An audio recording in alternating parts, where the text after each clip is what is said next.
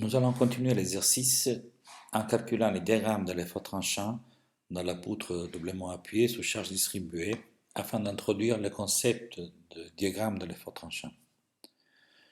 Le calcul est très simple. En fait, nous avons un point X qui est un point arbitrairement choisi sur la poutre. On va donc l'imaginer comme une variable de notre problème. Et puisque nous voulons calculer l'effort tranchant au point X, on va chercher, en fait, on est en train de chercher la fonction V de X.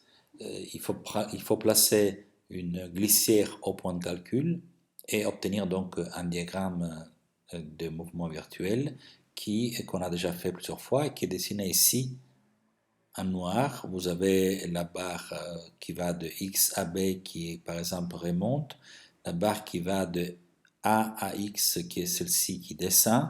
La relation entre les deux barres est qu'elles doivent rester parallèles, et ceci à cause de la liaison glissière qu'on a mis entre elles. La charge est une charge distribuée Q. Et il faut bien sûr imaginer la glissière comme quelque chose qui se présente en un point. Le fait de la dessiner avec une certaine épaisseur est purement, disons, une limitation de la convention graphique. Évidemment, cela ne signifie pas que le travail de la force Q dans la zone où on a dessiné la glissière doit être enlevé du calcul. Il faut imaginer que effectivement les mouvements virtuels se produisent pour toute la longueur A donc de x égale 0 à x égale x donné ici, et ensuite du même x jusqu'à la valeur L ici. Alors, d'un point de vue du calcul, on peut le faire analytiquement. Vous pouvez regarder sur les livres de statique, le calcul ne prend pas plus qu'une ligne en écrivant simplement la position de la rotule petit x, calcul que je répète déjà fait. Et en fait, on peut le regarder aussi d'un point de vue géométrique, ce qui est montré dans cette image. On peut regarder que la surface balayée dans le mouvement par la force petit q est donnée par la surface, donc une surface positive, si vous voulez, ici, entre A et X. La poutre descend, comme c'est le sens des flèches de la force Q, et puis une valeur négative qui va de X jusqu'à B, où la poutre remonte. On peut aussi dire que si on prend la surface de tout le triangle qui est ici, donc le triangle vert jusqu'au bout, et qu'on enlève la surface du carré qui est superposé, donc qui serait orange, sauf dans la zone de superposition évidemment, on obtient la même chose, parce qu'en fait on obtient cette surface-là et celle-ci avec signe opposé. Donc si ça c'est par exemple une surface positive, là on aura une surface négative. Donc le calcul de la surface de tout le triangle moins la surface du carré, elle est assez simple à faire. Vous voyez, le calcul de la surface du triangle, c'est la longueur L. On prend la hauteur D égale à 1. Donc c'est la longueur L multipliée par la longueur D qu'on prend égale à 1 divisé par 2. Ça, c'est la surface du grand triangle. On retire la surface orange. Et donc, on doit calculer la surface d'un carré des côtés x. Donc, cette surface d'un rectangle de base x et hauteur 1, qui est ici. Et donc, on tient moins x fois 1. Donc, ça, c'est une surface, vous voyez, on a pris la surface en prenant positif la partie qui est là, négatif la partie qui est ici. Donc, il faut multiplier par un signe moins pour avoir le travail fait par la force Q, qui est le produit de Q par la surface balayée par le mouvement, dans le sens que le produit est positif si la surface est balayée par la force distribuée en avançant, et négatif si elle est balayée en reculant. Donc ici, c'est un travail qui est négatif, donc moins Q fois surface, plus l'effort tranchant V fois 1, parce qu'on a choisi de prendre D égale à 1, quelle que soit la valeur de X. On obtient donc cette expression, V égale Q multiplié par L sur 2 moins X. Donc on voit que c'est une fonction linéaire cette fois-ci. Tout à l'heure, le moment, on avait vu qu'il était parabolique. Ceci est une ligne qui passe par 0 lorsque x vaut L sur 2 et qui a donc, lorsque x vaut 0, la valeur QL sur 2, et lorsque x vaut L, la valeur moins QL sur 2. On peut donc la représenter ici avec une valeur positive à l'appui A, une valeur négative à l'appui B. Et en fait, puisque positif et négatif est essentiellement une question conventionnelle, il est intéressant de reporter les dessins qui correspondent aux flèches qui caractérisent les forts tranchants au point de calcul. Et donc ici, j'ai dessiné un rectangle avec les flèches dans ce sens-là dans cette zone et avec les flèches de le sens opposé dans cette zone. Ça, c'est le vrai sens qui a les forts tranchants sur la poutre. Donc il est positif, c'est-à-dire que il est vers le haut à gauche, vers le bas à droite des éléments de poutre qui vont de A jusqu'au milieu. Et puis il est négatif, donc l'effort appliqué sur les tronçons de poutre est appliqué vers le bas à gauche et vers la droite, vers le haut à droite. Et ceci à partir du milieu et jusqu'au point B. Et la valeur max se trouve à A, la valeur min d'égale valeur absolue se trouve en B. Nous pouvons maintenant aborder la dernière partie de cette présentation qui est le concept de dérivée.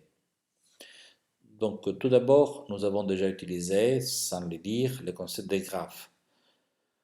Les graphes de fonctions, les diagrammes qu'on introduit représentent en fait les graphes de la fonction m et de la fonction v. C'est-à-dire qu'un graphe est un dessin qui donne la valeur de la fonction reportée dans une courbe telle que la distance entre cette courbe et la ligne d'axe qui est choisie pour représenter le dessin est égale à la valeur de la fonction à ces points-là. Donc voilà, les concepts des graphes est déjà donné. Alors qu'est-ce que c'est que la dérivée d'une fonction? Eh bien c'est par définition, donc pour une fonction f quelconque, on note f' sa dérivée, et c'est une autre fonction qui a la caractéristique d'un tout point x dans lequel on peut calculer la fonction f, ou sa dérivée f', la dérivée est égale à la pente du graphe de la fonction. Donc si la fonction est une fonction constante, la pente de son graphe est nulle et la dérivée est donc nulle. Et puis chaque fois que la fonction varie dans un voisinage de ce point, eh bien la dérivée ne sera pas nulle. Alors, d'un point de vue calculatoire, pour calculer une pente, on procède comme on procéderait dans le quotidien, pour ainsi dire, c'est-à-dire on se donne une distance horizontale, un petit pas, on va dire delta x, qui va au-delà du point x sur lequel on veut faire le calcul, et à cause de ce petit pas, la fonction qui avait la valeur m, par exemple, de x, est devenue la fonction m de x plus delta x. Eh bien, la différence entre les valeurs de la fonction rapportée à la différence entre les valeurs de la variable est ce qu'on appelle un rapport incrémental. Donc, il représente en fait la pente en moyenne sur l'intervalle delta x de la fonction en question. Alors, on appelle dérivée exactement cette pente lorsque le rapport delta x est très petit, ce qu'on appelle la limite pour un delta x qui tend vers 0 du rapport incrémental. Donc, on va maintenant calculer cette dérivée et on va commencer par l'effort tranchant. On va démontrer que la dérivée de l'effort tranchant est égale à l'opposé de la charge distribuée appliquée. Cette charge étant une fonction constante. Pour calculer les rapports incrémental, il suffit d'imaginer de vouloir calculer V lorsque on place la glissière au point X, ou vouloir calculer V lorsqu'on place la glissière un peu plus loin, au point X plus delta X est relativement petit. Quelle est la différence entre les deux valeurs? Eh bien, la différence, sera donnée exclusivement par le travail qui est fait par la force Q dans la partie delta X considérée, lorsque donc on change la position de la glissière, qu'on la déplace de la valeur delta X, tout reste inchangé. Vous voyez, la pente ici ne change pas. La pente ici ne change pas, donc les valeurs calculées des surfaces balayées par les mouvements par Q ne changent pas partout, sauf que, à l'exception que dans cette zone delta x, où en fait la force Q euh, fera un travail réduit parce qu'en fait la surface va changer de cette quantité. Et donc les rapports incrémentaux, donc la différence entre V calculé pour x placé à x plus delta x et V calculé à x est égal exactement ici au produit de Q par la surface balayée par le mouvement qui est moins delta x. Donc ce produit-là. De ceci, quand je vais faire le rapport entre l'incrément de V et le delta x, j'obtiens V', et on voit que V' est égal à moins Q. Et donc on peut mémoriser que le dérivé de l'effort tranchant est égal à moins la charge distribuée appliquée. Donc la charge distribuée appliquée est changée de signe. Nous pouvons maintenant calculer la dérivée du moment fléchissant. Nous allons encore procéder d'une manière géométrique.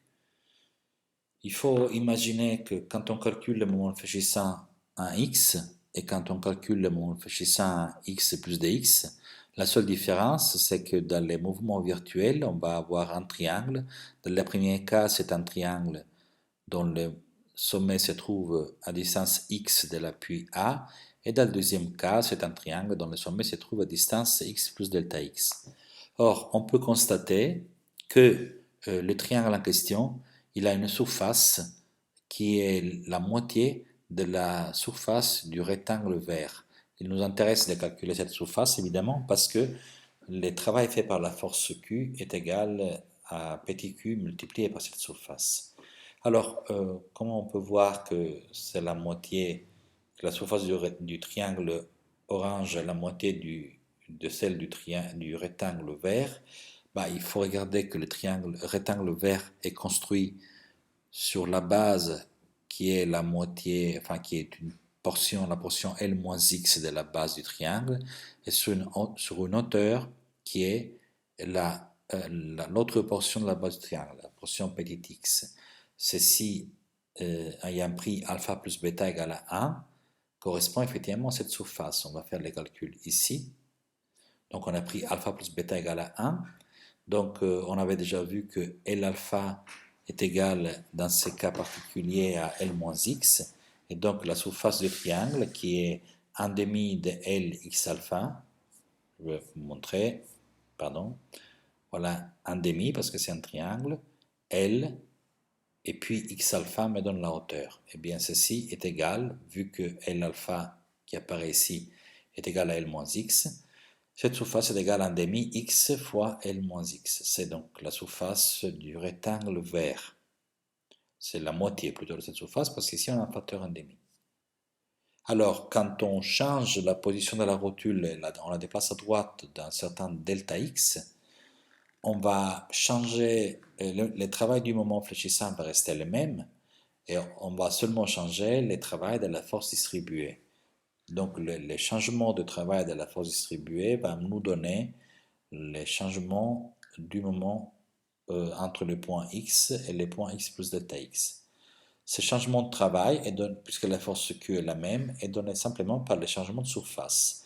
La surface verte va changer, elle va devenir dans le dessin ici la surface rose, et elle va changer pour deux raisons. Elle va changer parce que la base qui vaut L-x va devenir L-x moins delta x, et la hauteur qui valait x va devenir x plus delta x. Donc la différence entre la base et la hauteur, c'est la somme la différence de deux rectangles qui sont indiqués. Les rectangles rouges représentent une perte, les rectangles rouges représentent c'est ça, les rectangles rouges représentent une perte, les rectangles verts représentent un gain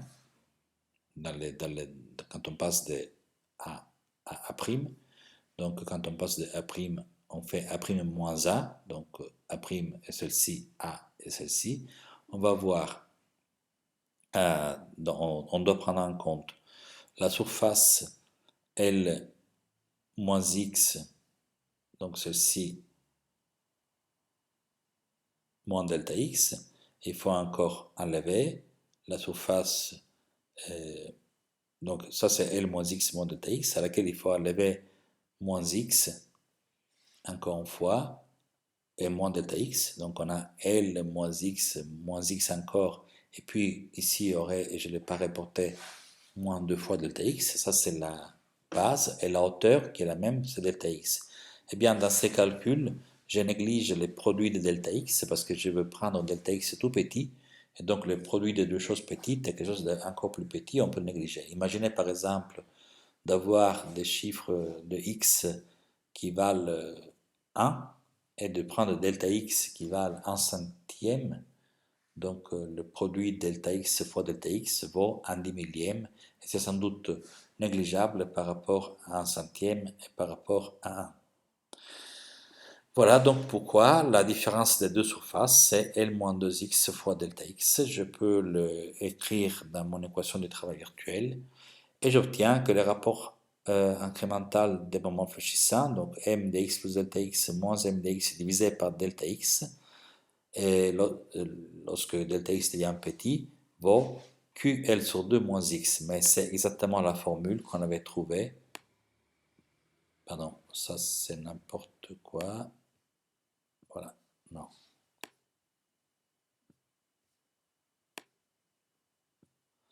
Voilà, c'est exactement la formule qu'on avait trouvée pour l'effort tranchant. Donc on a montré que les diagrammes du moment fléchissant, si on les dérive, on obtient les diagrammes de l'effort tranchant.